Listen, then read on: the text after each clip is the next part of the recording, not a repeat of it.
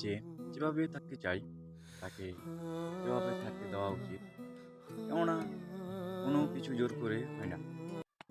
এতে যদি আবার উপস্থিতি বিরক্তির কারণ হয়ে দাঁড়ায় কিংবা আমার কথা আর ভালো না লাগে, সময়ের সাথে সাথে যদি ভালোবাসা ফুরিয়ে যায়, এ কি বা দরকার থাকে? তো তবুও দূর থেকে প্রার্থনা করি সে যেন ভালো থাকে। কাছের মানুষের কাছে তীব্রতা বেড়ে গেছে, আর তাই নিজেকে আড়াল করতে খুবই শীঘ্রই প্রয়োজন। অভ্যাস, মায়া, টানা, কানেকশন সব হারিয়ে যেতে চলেছে।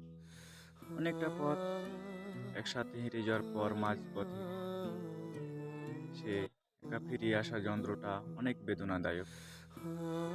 যাকে পেয়ে পৃথিবীর সবচেয়ে সুখী মানুষের তালিকায় নাম লিখেছি, হঠাৎ করে দেখি সেই মানুষ যদি বদলে যায়, তখন সেখানে স্তব্ধ হয়ে থাকা ছাড়া কোনো উপায় থাকে না। ভালোবাসা কম বা বেশি সবার জীবনে আসে, তবে পূর্ণতা কয়জনই পায়। কিছু কিছু ভালোবাসা শুরু হওয়ার মাঝপথে ইতি হয়ে যায়।